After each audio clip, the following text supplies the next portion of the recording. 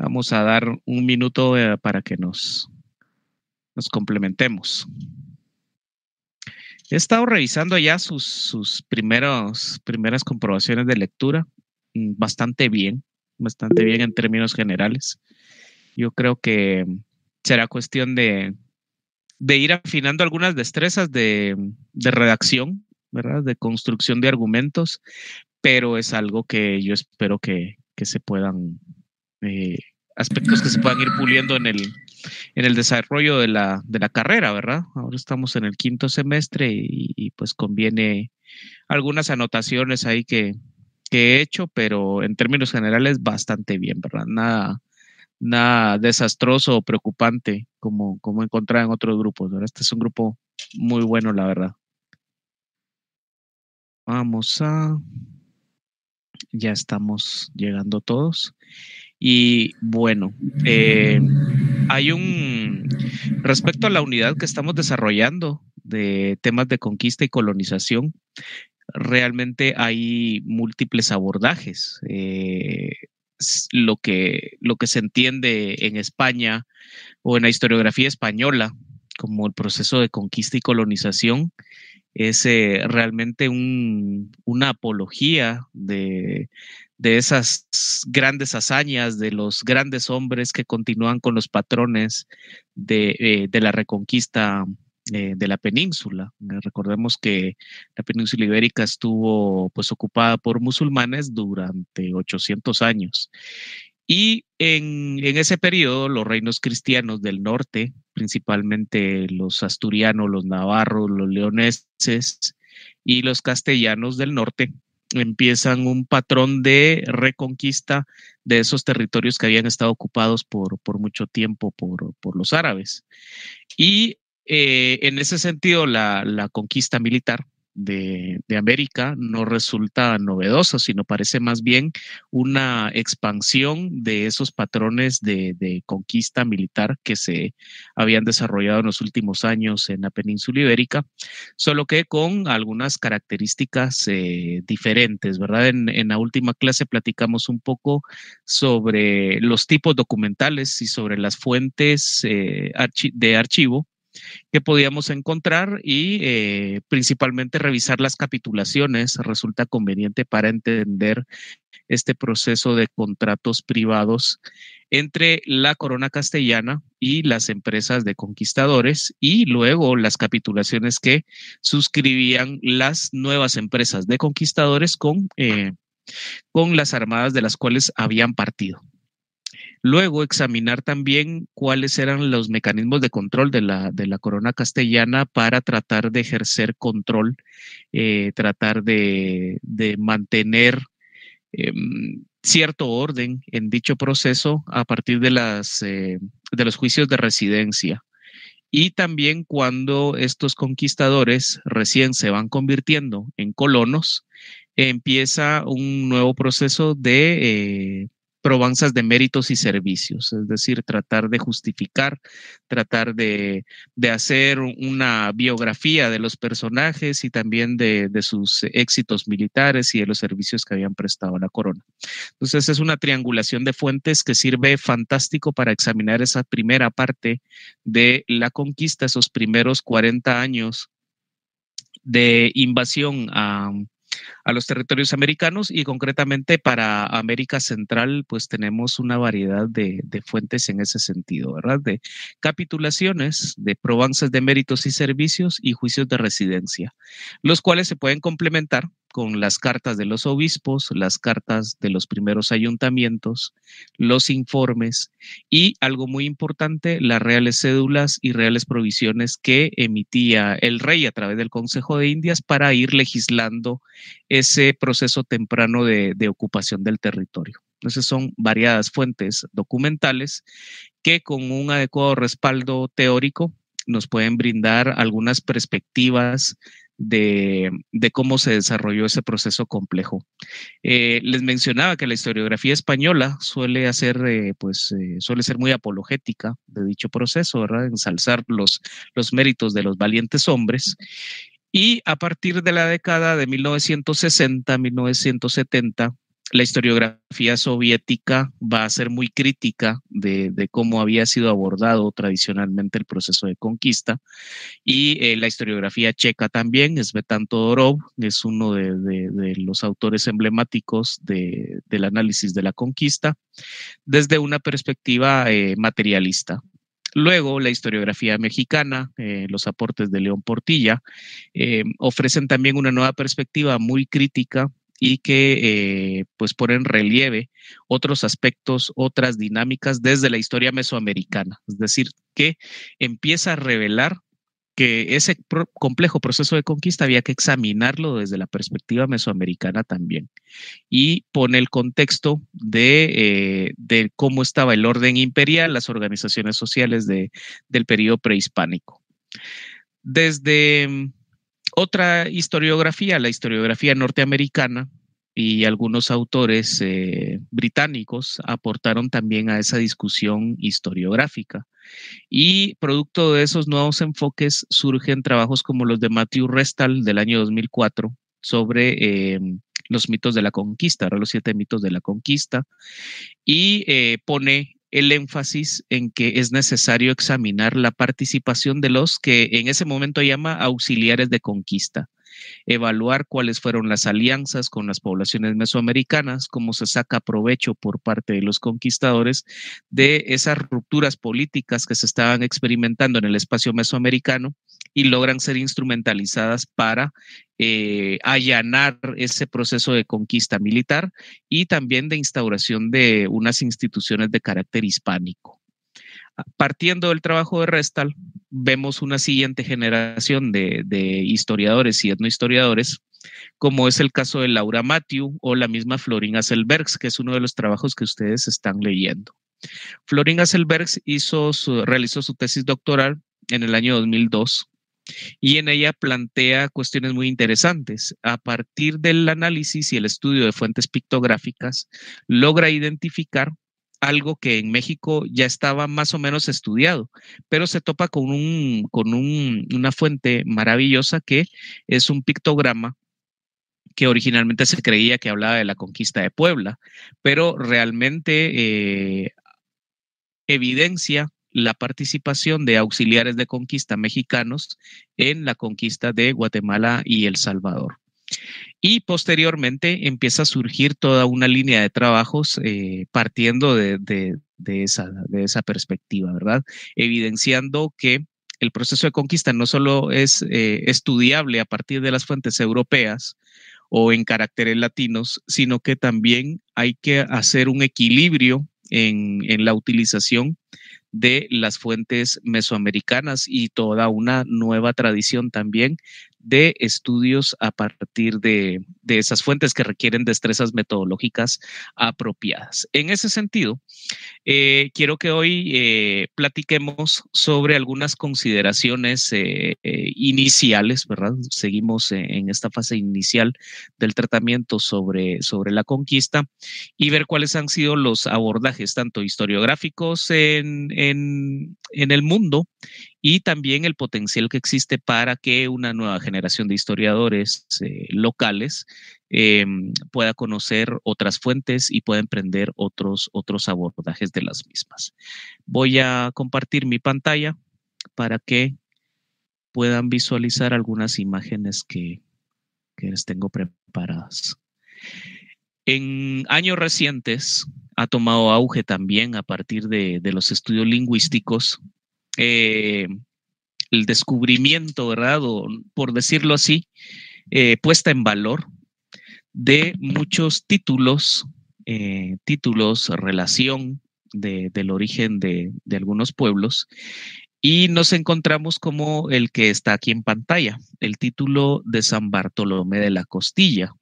San Bartolomé de la Costilla estaba muy cerca del actual San Felipe Retaluleu, y resulta que a principios del siglo XVIII, muchos de los pueblos que fueron fundados en Abocacosta en el siglo XVI experimentaron un declive demográfico y finalmente desaparecieron. Esto a partir de muchos ciclos epidémicos y también de la sobreexplotación de la fuerza de trabajo en unidades productivas cacaoteras en el siglo XVI, finales del siglo XVI y en el inicio de la producción algodonera. Y el título de San Bartolomé de la Costilla es muy interesante porque da cuenta de cómo vivieron el proceso de conquista estas poblaciones que eran culturalmente nahuas o náhuatl de la costa de Guatemala, pero que finalmente en el siglo XVIII desaparecieron. Y este es un documento de ese periodo, de 1712, donde se hace una relación histórica del origen del pueblo sobre las caballerías de tierra que tenía bajo su jurisdicción, sobre la escasa población que sobrevivía, y finalmente es un llamado de atención a las autoridades de la Real Audiencia sobre ese declive demográfico que se está experimentando en la costa sur. Este es un tipo de documentos que vale la pena explorar, conocer y sacar provecho para entender también que la conquista no termina en el siglo XVI, sino que es un proceso que ya había entrado el siglo XVIII, todavía sigue acarreando consecuencias para las poblaciones originarias.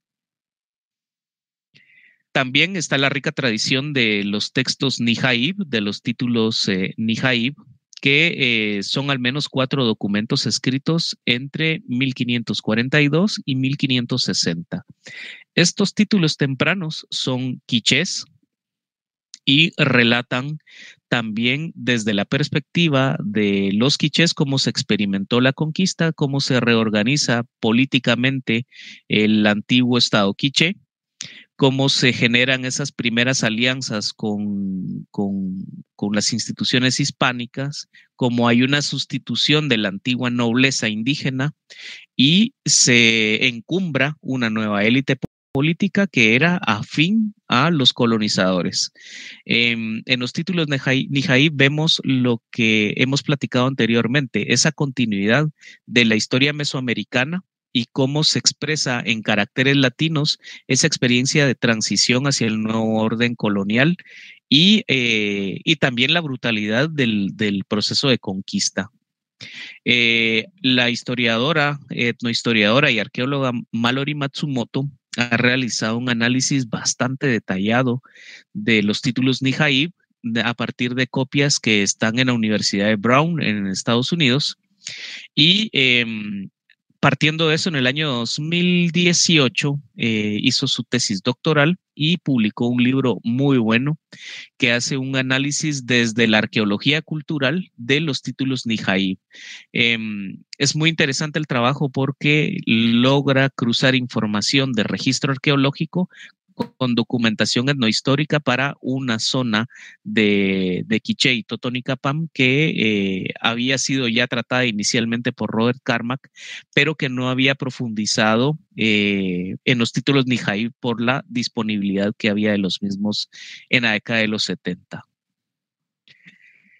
Luego, autores como Carlos Freddy Ochoa han profundizado en la información pictorial. En el título de San Vicente Buenavaj se logra encontrar mucha evidencia documental, pictográfica, que da cuenta también de la permanencia de los glifos toponímicos, es decir, estas representaciones de signos que reflejan una ubicación geográfica, una organización política, y hacen especial énfasis en las águilas bicéfalas, en las águilas de colores vivos que vemos en varias imágenes en este recuadro.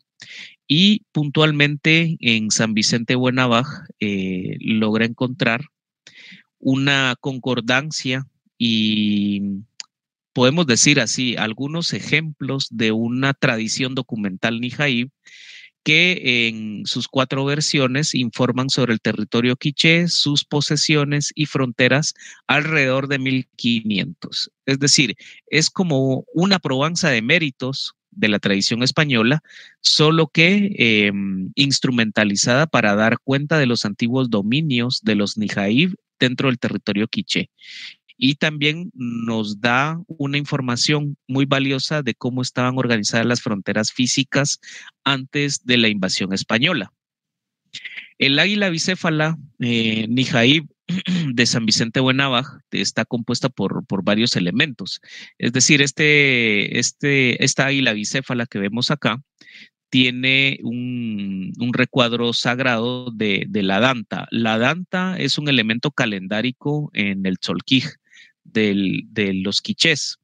Y también tiene un cortinaje de palacio. El cortinaje de palacio suele reflejar también un ambiente cortesano, es decir, de una élite política, de una nobleza indígena que está coronada con un águila de 13 con cresta y una corona de 13 florones. Y esta corona de 13 florones hace referencia a el tinamit, ¿verdad? Como herencia cultural de los quichés. Y vemos los glifos toponímicos al centro de Santa Cruz del Quiché, de San Antonio Ilotenango, de Santiago Chuhuatzac, que es Momostenango, el territorio y la autoridad en la parte central y el bastón de autoridad con cintas conmemorativas y la danta calendárica sobre la tierra, es decir, los elementos de cómo la nobleza tiene el control de la tierra y esa tierra se va organizando en diferentes poblados que ya se están pues manejando al estilo español, es decir, Santa Cruz del Quiché, San Antonio Ilotenango y Santiago Momostenango son poblaciones que se organizaron a mediados del siglo XVI, alrededor de 1547, y ya en este periodo hay una conciencia clara que estas poblaciones son herederas de las antiguas parcialidades y de los antiguos linajes del periodo prehispánico. El documento, el libro de Carlos Frei fue publicado en el 2017, si no estoy mal, y fue patrocinado por ADESCA y entonces pues quedan algunos ejemplares por ahí. Yo creo que merece la pena echarle un vistazo al libro de Carlos Frei, que es antropólogo y ofrece una mirada muy fresca de cómo estos símbolos pictográficos aportan mucha información sobre la organización prehispánica y su continuidad en el periodo de conquista y colonización. Otros ejemplos como el pictorial llamado de las princesas, que también está en el título de San Vicente Buenavaj, nos habla de las alianzas matrimoniales entre los conquistadores y la nobleza indígena, tanto mexicana como guatemalteca. Y esto trae como consecuencia la alianza militar. Una alianza matrimonial traía implícita también una alianza militar. Y ese fue uno de los mecanismos que utilizaron los conquistadores, las empresas conquistadoras españolas, para penetrar más rápido en el territorio mesoamericano. Lograron identificar esa tradición de carácter prehispánico que implicaba que un matrimonio acarreaba consigo también un compromiso militar, un compromiso de defensa del territorio y de los privilegios. Y es así que están documentados algunos matrimonios, algunos de estos matrimonios son simbólicos y lógicamente implica también descendencia. Estos son los primeros mestizos, partiendo de los conquistadores y sus alianzas con mujeres de la élite o de la nobleza indígena, tanto quiché como tlaxcalteca. Otro pictorial nos indica las casas grandes. Eso que ya analizamos en la primera unidad de cómo estas casas grandes representadas en los sitios del posclásico nos reflejan también una organización territorial, una organización política y también algunas características del ejercicio del poder en la jurisdicción territorial. Y encontramos este ejemplo de las casas grandes de Santa Cruz y San Antonio y Lotenango. y Momostenango, como estas tres casas grandes, ¿verdad? Estos tres linajes dominantes van a ser muy importantes para dar continuidad a ciertos elementos del posclásico mesoamericano hacia esa transición del siglo XVI. Y en el pictorial que está presente en el manuscrito de Cobb al-Chag de San Vicente Buenavag, escrito alrededor de 1558, vemos que estas tres casas grandes de Santa Cruz del Quiché, de San Antonio Ilotenango y Santiago Momostenango están sobre el símbolo del emperador, ¿verdad? El símbolo del emperador de México y las princesas, es decir, cómo esa tradición de los conquistadores mexicanos y sus alianzas matrimoniales con princesas locales da como resultado insignias de autoridad a la par de las figuras que sobresalen en las figuras del tambor y la chirimía. Esas alianzas matrimoniales son celebradas y también acarrean esos compromisos de alianza militar. Todo esto para entender la rica tradición de fuentes pictográficas mesoamericanas. Una de ellas es la que ustedes están leyendo ahora en el trabajo, en el artículo de Florín Asselbergs, que es un artículo que resume de muy buena manera su tesis doctoral del año 2002. Y concretamente ustedes están trabajando con el lienzo de Couche-Colan y esas nuevas perspectivas para entender la conquista del altiplano y costa sur de Guatemala, entendiendo cómo ese proceso de alianzas funcionó en México y se expandieron para organizar la conquista de Guatemala y El Salvador.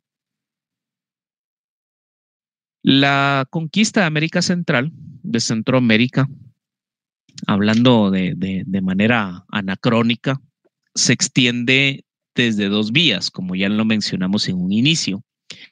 La ruta panameña de Pedro Arias Dávila o Pedro Arias Dávila inicia en 1519, ahí se funda la primera ciudad en tierra firme, Santa María de la Antigua, en Panamá, y recorre Panamá de sur a norte hasta abarcar Costa Rica. Se la salta porque es un territorio bastante complicado geográficamente, de unas montañas muy densas y sin poblaciones significativas, y entonces salta a partir eh, de una subexpedición de Pedro Arias Dávila, comandado por Gil González Dávila, conquista Nicaragua entre 1522 y 1526. La conquista panameña fue bastante rápida, fue brutal también, era un exterminio de las poblaciones indígenas casi total. Los pocos remanentes de población indígena huyeron hacia la Sierra de Talamanca y ahí se resguardaron por lo menos durante 200 años. Pero las otras conquistas de América Central fueron bastante lentas, muy graduales y sobre todo muy desgastantes y sangrientas. La otra ruta conquistadora parte de Guatemala y es la de Pedro de Alvarado, se extiende de 1524 hasta 1539, pero hay indicios que esos procesos de conquista se desarrollaron hasta mediados del siglo XVI y muchos bolsones de territorios quedaron sin conquistar ya bien entrado el siglo XVII. Las expediciones hondureñas son continuaciones de las expediciones de Yucatán.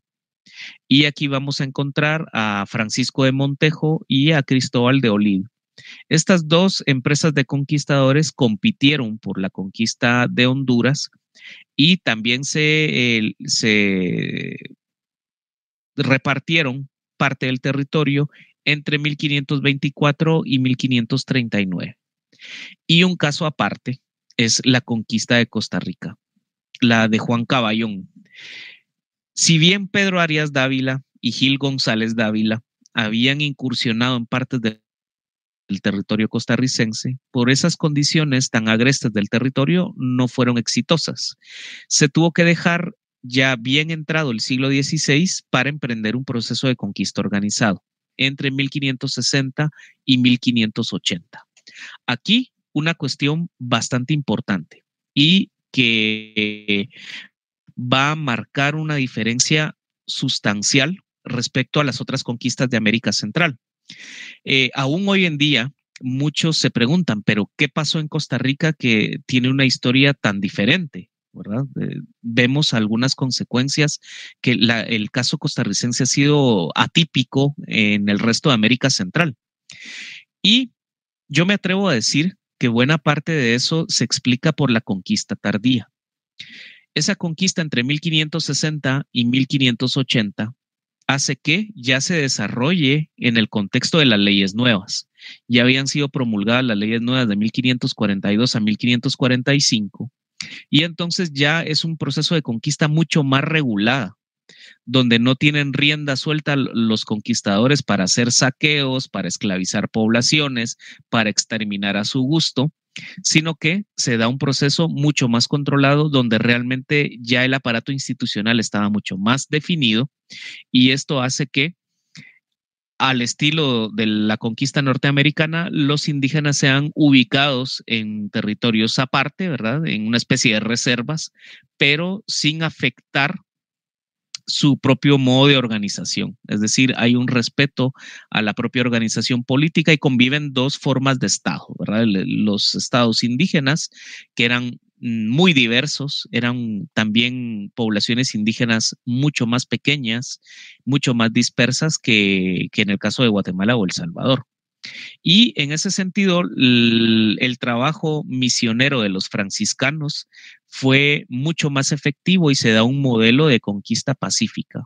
Recordemos que, a diferencia de los dominicos, los franciscanos, su medio de conversión era la predicación, mientras que los dominicos se embarcaron en un sistema de producción azucarera, es decir, de sobreexplotación de las poblaciones, de arrebatar vastas zonas de territorios, de emprender ahí tareas productivas de producción de ganado, de caña de azúcar, importación de esclavos sistemática, mientras que los franciscanos pues van a ser mucho más benévolos en ese sentido, mucho más pacíficos. Y casi toda Costa Rica fue evangelizada por los franciscanos, ¿verdad? Y también ya habían entrado en vigor las leyes nuevas, mucho más restrictivas del poder de los conquistadores sobre las poblaciones indígenas. Entonces ahí vamos a ver que hay por lo menos tres modelos de conquista y de inicio de colonización en América Central.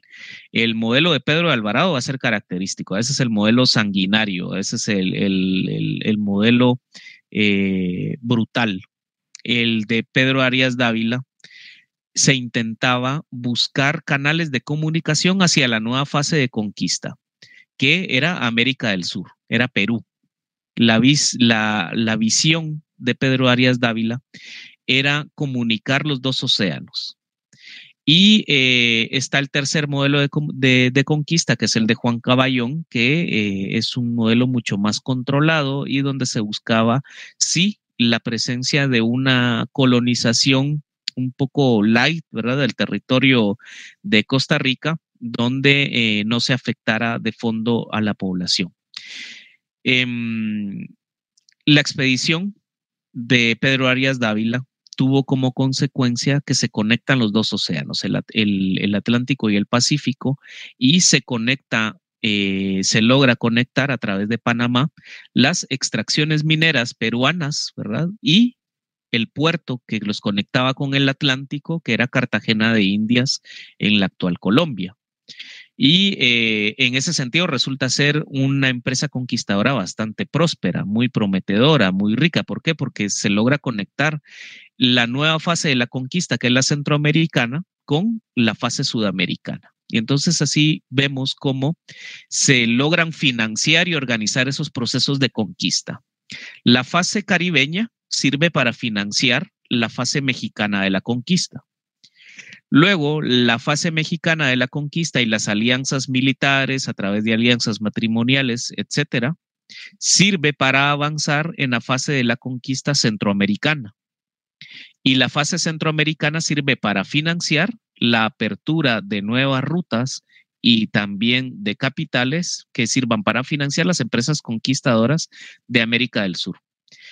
América entonces no se conquistó rápido, como suele decir la historiografía tradicional, ¿verdad? En unas cuantas batallas se vence a las poblaciones y se instaura el modelo institucional hispánico. Todo lo contrario, es un proceso gradual, es un proceso sistemático que suele replicar en buena medida el proceso de reconquista de la península ibérica. Y en ese sentido, creo que hay todavía muchas fuentes que estudiar, muchas fuentes que analizar y también nuevos abordajes teóricos que nos permitan entender de mejor manera cómo se dan estos procesos. Bien, comentarios o preguntas hasta acá. Pregunta Maite, si Perú era parte de Colombia. Resulta que toda América del Sur inicialmente en el Consejo de Indias pertenecía a Lima, ¿verdad? A la ciudad de los Reyes Lima. El virreinato del Perú comprendía toda América del Sur. Hasta ya bien entrado el siglo XVII, se erige un nuevo virreinato en, en el actual territorio de Colombia, que es la Nueva Granada, ¿verdad? Colombia, Venezuela, Ecuador, Bolivia. Todo ese territorio va a quedar en la Nueva Granada y la parte de Uruguay y Argentina va a ser el Virreinato de la Plata ya hasta el siglo XVIII. Es decir, es un proceso de construcción jurisdiccional que empieza en el siglo XVI, cuando toda América del Sur pertenecía al Virreinato del Perú. Y el puerto del Atlántico del Virreinato del Perú en esa fase temprana de la conquista era Cartagena de Indias y por eso se convierte en el principal puerto esclavista de América del Sur, que se abre con la intención de llenar ese vacío demográfico indígena que había sido dejado como consecuencia de la conquista. Es así, es así como funcionaba, ¿verdad? Entonces, el Callao era el principal puerto del Pacífico que favorecía un comercio interregional, es decir, a través de los puertos o embarcaderos de la costa pacífica que conectaba desde Acapulco en México. Luego había un pequeño embarcadero en el Pacífico, en el Golfo de Fonseca, luego Panamá y finalmente hacia el Callao en el Perú, mientras que en el Atlántico el sistema portuario abarcaba Veracruz en México, luego había un pequeño embarcadero en la costa del Golfo de Guatemala o Puerto Caballos en Honduras, según el periodo que se trate, luego el Realejo, Nicaragua, y finalmente estaba Portobelo, Panamá, y de Portobelo, Panamá, hacia Cartagena de Indias en Colombia. Ya de ahí para abajo era dominio portugués.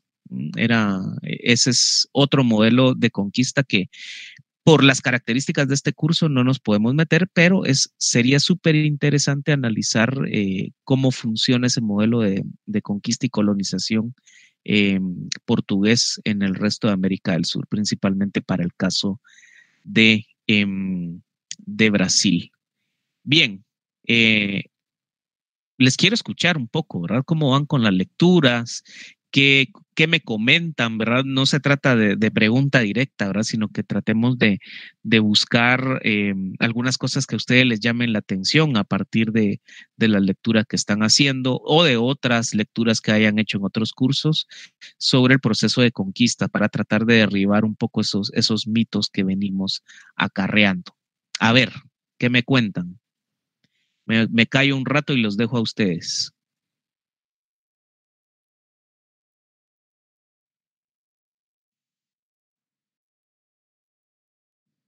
A ver, a ver.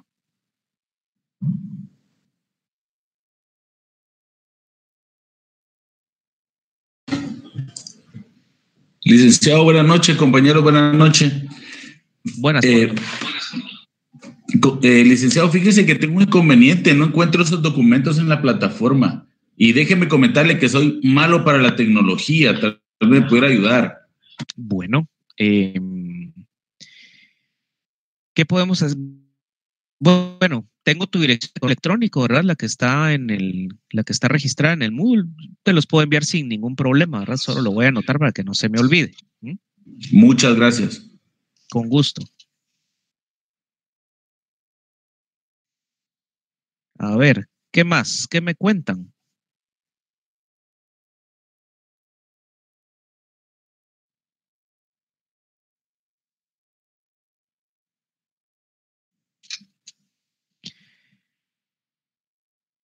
todo clarísimo, ¿verdad? Todo clarísimo. Bueno, pues si no tienen ganas de participar, pues yo entiendo, ¿verdad? Me toca seguir hablando. Les comento otras cosas, tal vez así nos motivamos. Bueno, esa conquista centroamericana, ¿verdad? Partiendo de diferentes territorios, ¿verdad? De Panamá, Guatemala, Honduras, Costa Rica y Nicaragua, haciendo la salvedad que el proceso de conquista de Guatemala abarca todo el territorio de El Salvador. Utilizó las mismas rutas, los mismos patrones de la riqueza prehispánica. Es decir, eh, ¿qué se imaginan ustedes que era un objeto codiciado en el periodo prehispánico, en el periodo posclásico tardío, antes de la conquista? A ver, hagamos ese ejercicio de imaginación. Como están tan calladitos, me va a tocar preguntar directamente, ¿verdad? Así al azar. Eh, a ver, David, ¿qué se te ocurre que podía ser un elemento codiciado en el periodo prehispánico? ¿Qué podía ser un patrón de riqueza?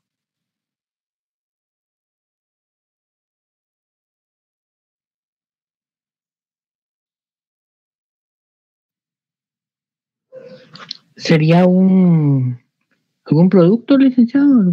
Ajá, algún producto. Como cacao, tal vez. Exacto, exacto. Plumas. Exacto. Muy bien. Ese tipo de riqueza, ¿verdad? Y el cacao muy importante por un aspecto esencial. El cacao guatemalteco y salvadoreño era ampliamente codiciado en el centro de México, ¿verdad? Tenía fama de ser un cacao de excelente calidad y era consumido por la élite, por la aristocracia por decir una palabra, ¿verdad? Del centro de México.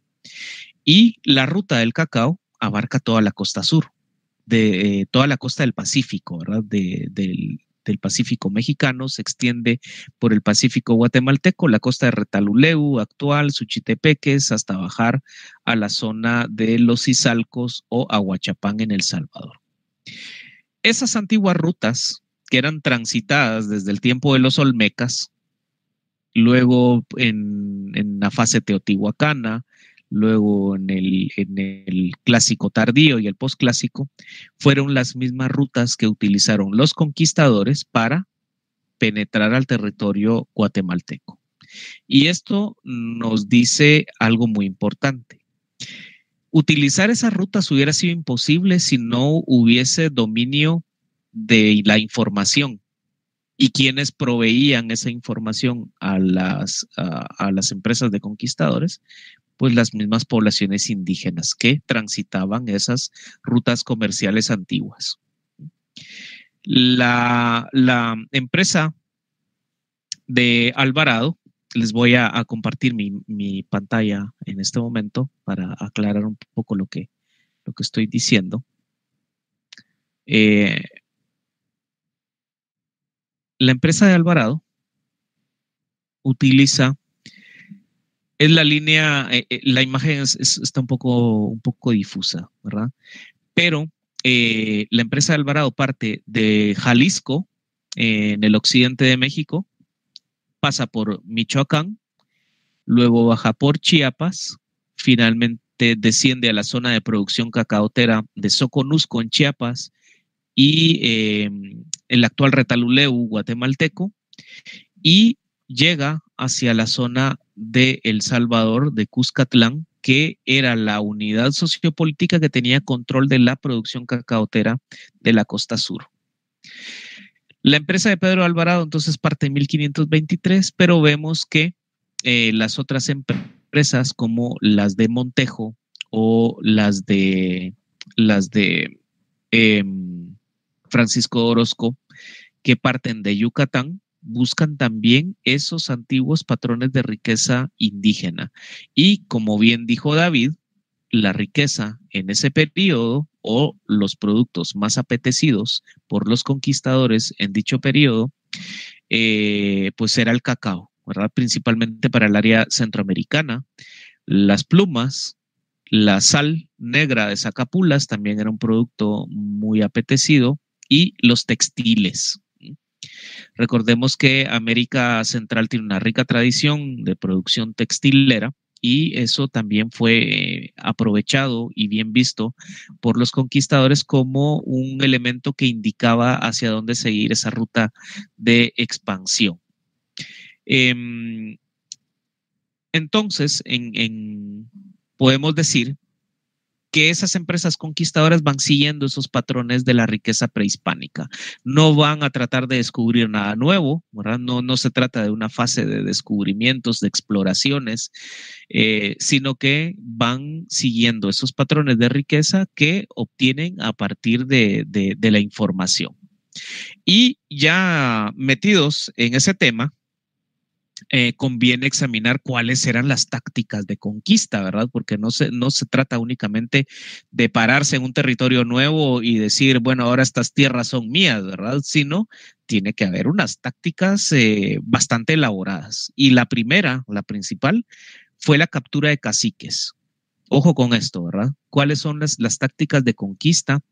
Porque eso nos ayuda a entender también mucho de la historia política de América Central y la historia política mesoamericana, ¿verdad? Esa captura de caciques es para tratar de sustituir a la antigua nobleza indígena con nuevos funcionarios, es decir, ya no son una nobleza, ya no son derechos de sucesión, sino se trata de un liderazgo impuesto, ¿verdad? Un liderazgo impuesto por afinidad hacia los conquistadores. Se sustituye entonces a la antigua nobleza indígena. Recordemos que los ancianos eran quienes ejercían el poder político, ¿verdad? Quienes construían los consejos asesores de los reyes. ¿Por qué? Porque gozaban de experiencia, de legitimidad, eran respetados, y si se se captura a los antiguos caciques, a la antigua nobleza, se sustituye por hombres más jóvenes que quizá no gozaban de la legitimidad que tenían los ancianos. Y eran más fáciles entonces de cooptar políticamente. Y otra táctica de conquista complementaria es el sometimiento voluntario o la persuasión, ¿verdad? Aquí son muy importantes las órdenes religiosas, esa evangelización temprana del territorio de América Central como una táctica de conquista a partir del sometimiento voluntario, es decir, de rendirse voluntariamente, de construir alianzas políticas, y para esto la fe cristiana fue un canal de comunicación perfecto para lograr entendimiento entre los conquistadores y las poblaciones locales. Y en otras zonas de América Central se exacerbó otra táctica que fue el terror, ¿verdad? Las expediciones panameñas y nicaragüenses fueron particularmente sanguinarias. Utilizaron perros de batalla, ¿verdad?, para la captura de las poblaciones indígenas. Hubo ahorcamientos, hubo decapitaciones, etcétera, ¿verdad? El terror como un elemento persuasivo para el sometimiento de las poblaciones. Y finalmente, en las partes más civilizadas de América Central, funcionó muy bien las alianzas matrimoniales.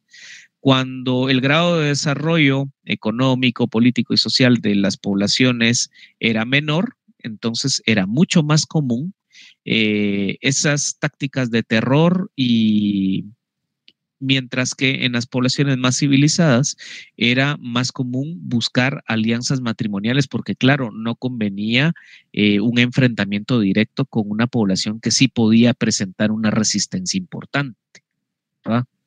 Y el conocimiento también de los ciclos calendáricos, de las rutas comerciales, era algo pues muy bien valorado por las poblaciones invasoras.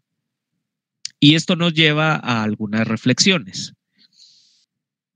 Es una comparación un poco chocante, pero conviene hacerla para tener algunos elementos para juzgar.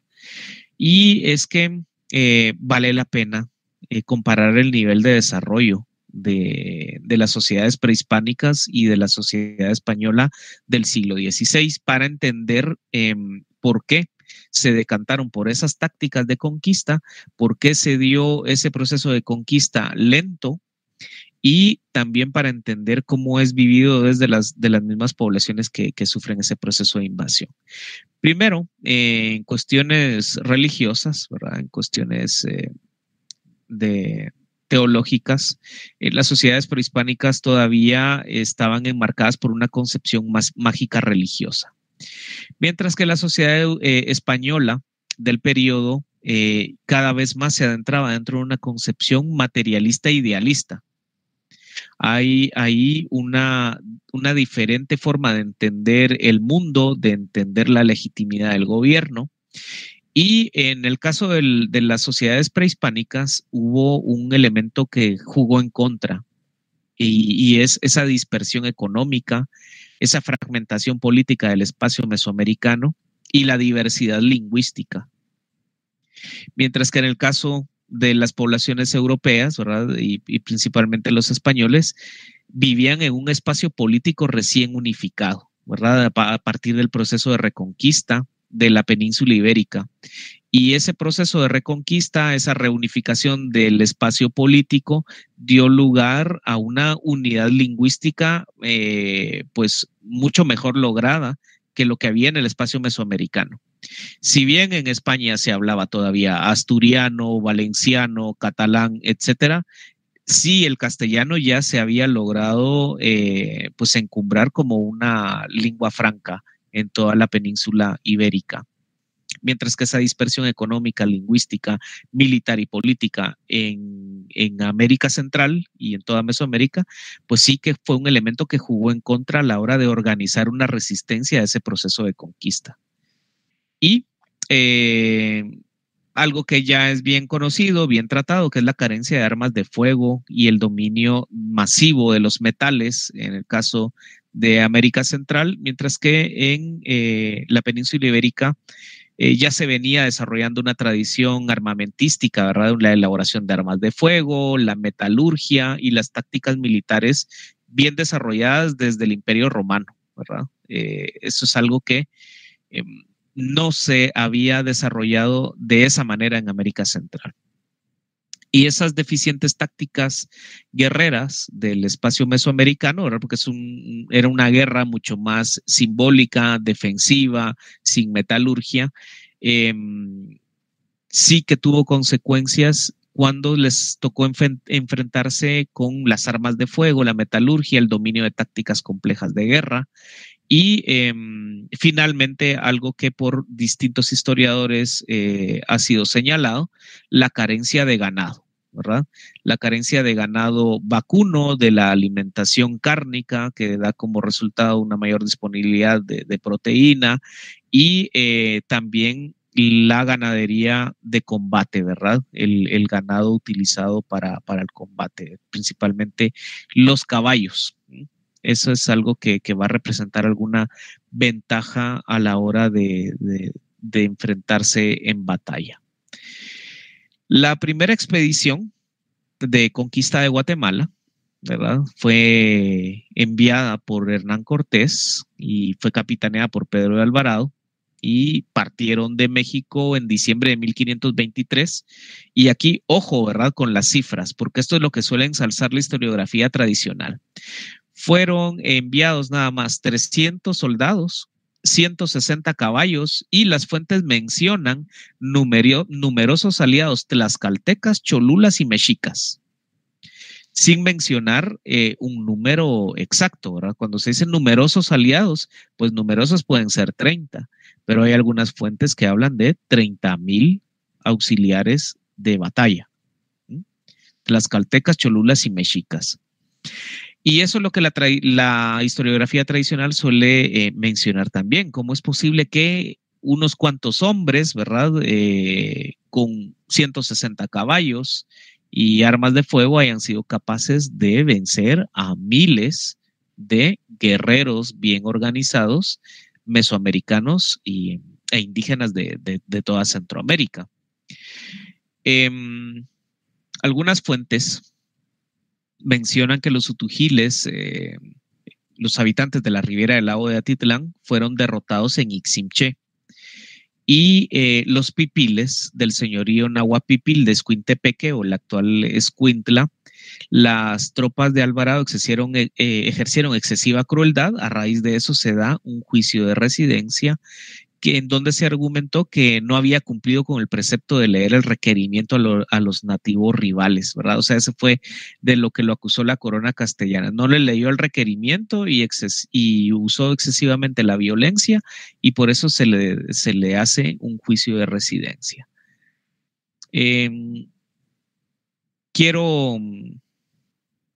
Hay un historiador inglés de la década de 1980, ¿verdad? William Prescott y también Thomas Hughes se hacen una pregunta, ¿verdad? Y esta es una pregunta en la cual merece la pena reflexionar en esta ocasión. ¿Cómo es posible, dice William Prescott, que 500 españoles llegan a la costa de México y conquistan toda Mesoamérica? Esa es una pregunta en la cual vale la pena reflexionar. Los números de desembarque de los guerreros españoles a principios del siglo XVI no dejan mentir. O sea, alrededor de 500 españoles desembarcan en Veracruz y son capaces de conquistar toda Mesoamérica, incluso América Central. Creo que planteándonos esa pregunta, podemos llegar a desenmarañar algunos aspectos vitales de cómo se desarrolla el proceso de conquista y colonización. A ver, ¿a alguien se le ocurre? ¿Cómo es posible? ¿Cómo es posible? ¿Qué se les ocurre? A ver quién tiene ganas de participar o de esbozar alguna especie de respuesta a esta intriga del capítulo de hoy. ¿Cómo es que 500 hombres, 500 españoles llegan a la costa y son capaces de conquistar América Central y toda Mesoamérica? A ver, Darla, ¿qué se le ocurre?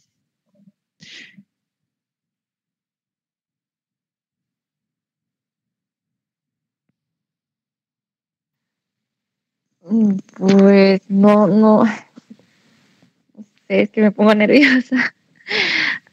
Estamos en confianza. Yo también me pongo nervioso, pero me toca hacerle frente. A ver, Darla, ¿qué se le ocurre?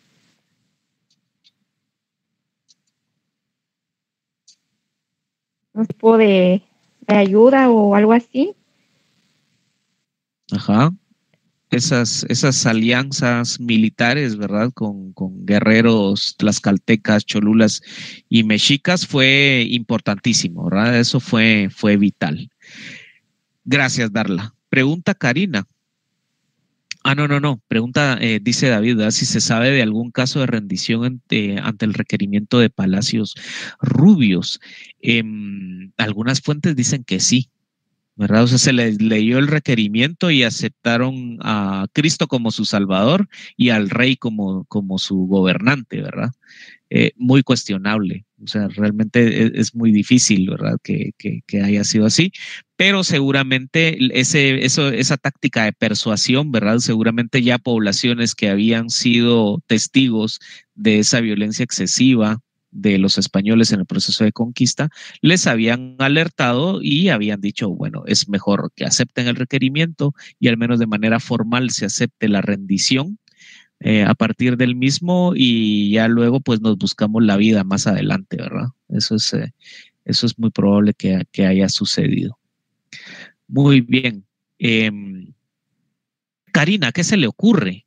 ¿Por qué 500 hombres llegan a México y son capaces de conquistar toda Mesoamérica y América Central? Creo que algunos elementos hemos platicado ya en estas sesiones, ¿verdad? Es como un ejercicio de recapitulación.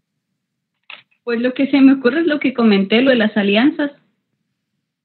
Ajá, las alianzas. Muy bien. Entonces, hay concordancia en ese sentido. Las alianzas fueron fundamentales. Las alianzas fueron fundamentales. Entonces yo creo que lo que conviene es examinar cuáles son los mecanismos para lograr esas alianzas, ¿verdad? ¿De qué tipo son esas alianzas? Se sabe de las alianzas matrimoniales, de las alianzas militares, de una adecuada provisión de información como un mecanismo de ganar la confianza de los españoles, pero conviene examinar también cómo era la situación política en Mesoamérica en ese momento, ¿verdad? Explicar esa fragmentación política, lingüística, económica que ayuda a la entrada de los conquistadores. Claro, la diplomacia fue fundamental, ¿verdad? Ariel tiene toda la razón, la diplomacia era algo que se practicaba ya, ¿verdad? Hay una rica tradición de enviar embajadores pues encargados de negociar tratados de paz, tratados comerciales con otras poblaciones distantes, y entonces seguramente esa diplomacia fue un elemento que jugó a favor de las poblaciones que lograron sortearlo de manera más inteligente, ¿verdad? Ese es un elemento importante a tomar en cuenta, ¿verdad? La diplomacia como elemento para ganar aliados militares y matrimoniales. En ese sentido, muy, muy oportuna la intervención de Ariel. A ver, un compañero levantó la mano, solo que decís estudiantes directivo, pero creo que no es ese tu nombre, ¿verdad? Sino, pero se me... No, perdón, estaba con otra cuenta. Pero no, sí, tu nombre, decime, es que si no, no sé. José Dávila. José Dávila, sí. Solo cabal con lo que decía Ariel, estábamos en otra clase leyendo un poquito de la llegada de Cristóbal Colón al inicio, y sí llegaron con esta cuestión de la diplomacia, de llegar, de como que tratar de hacer un choque de culturas, pero al mismo tiempo se notaba mucho ese paternalismo que tenían, ¿verdad? Entonces al final creo que de inicio se ganaron la confianza de los primeros contactos que tuvieron, y con la confianza me imagino hubo ofrecimientos previos de que iban a cambiar algunas cosas, y aprovechando la situación política fragmentada de Mesoamérica, en donde algunos querían salir del yugo de otros imperios u otras sociedades, creo que por ahí fueron aprovechando para tomar terreno, y más que ir avanzando, de inicio ir preparando como que cuáles eran los territorios en donde podían ir a avanzar después para como ir configurándose en toda Mesoamérica. Correcto. Yo creo que eso seguramente fue vital, ¿verdad? La utilización de los antiguos canales diplomáticos, de los mecanismos de persuasión y sobre todo con las poblaciones altamente complejas y civilizadas de Mesoamérica, evitar el choque directo, ¿verdad? Porque eso hubiera sido devastador para esos 500 escasos hombres que llegaron a principios del siglo XVI, si no andaban con suma precaución, con excesivo cuidado, pues en cualquier momento pues desaparecían del mapa, ¿verdad? Era muy fácil lograr acabar con ellos, ¿verdad? David dice, enemistades entre grupos nativos, los españoles les persuaden en grupo a formar alianza contra ese enemigo común. También en el caso de los aztecas se creyó que Hernán Cortés era Quetzalcóatl, pudieron aprovecharse de ciertas creencias religiosas. Y aparte de las creencias religiosas, yo creo que también de las ventajas técnicas, ¿verdad? Era un intercambio de información, un intercambio de las pocas mercancías que podían tener en ese momento los españoles, ¿verdad? Y de enseñar mutuamente, ¿verdad? Sobre geografía, medición del tiempo, compartir pues las diferentes creencias de las diferentes poblaciones, tuvo que haber sido una experiencia pues bastante rica, ¿verdad? Que a los ojos de hoy pues nos resulta un poco difícil entender, ¿verdad?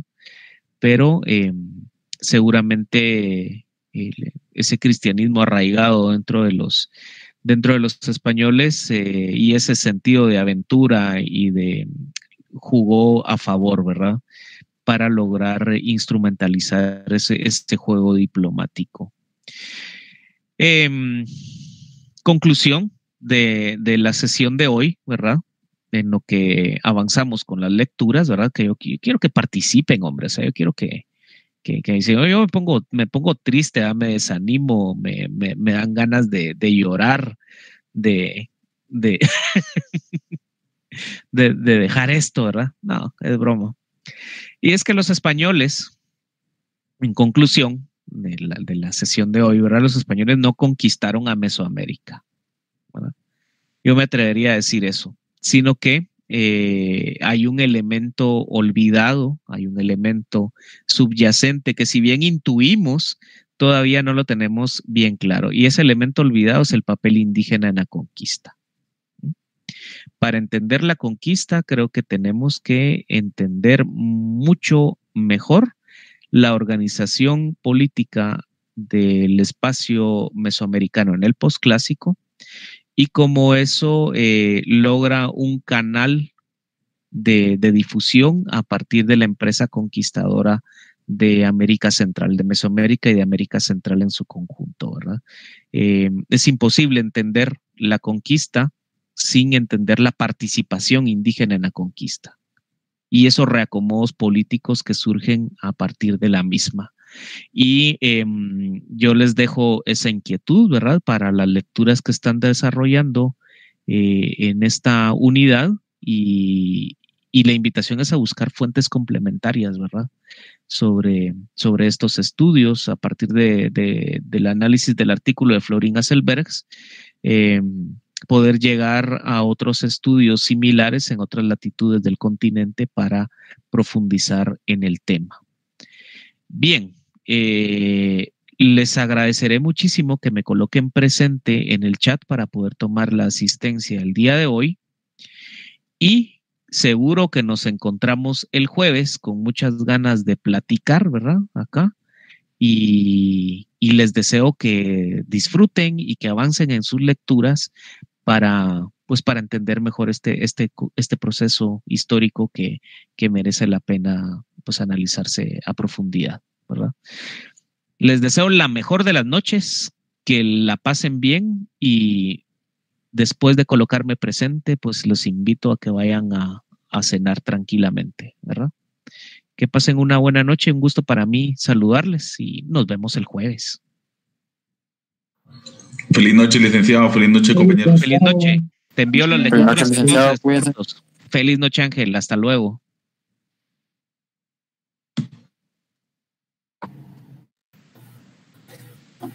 Buenas noches.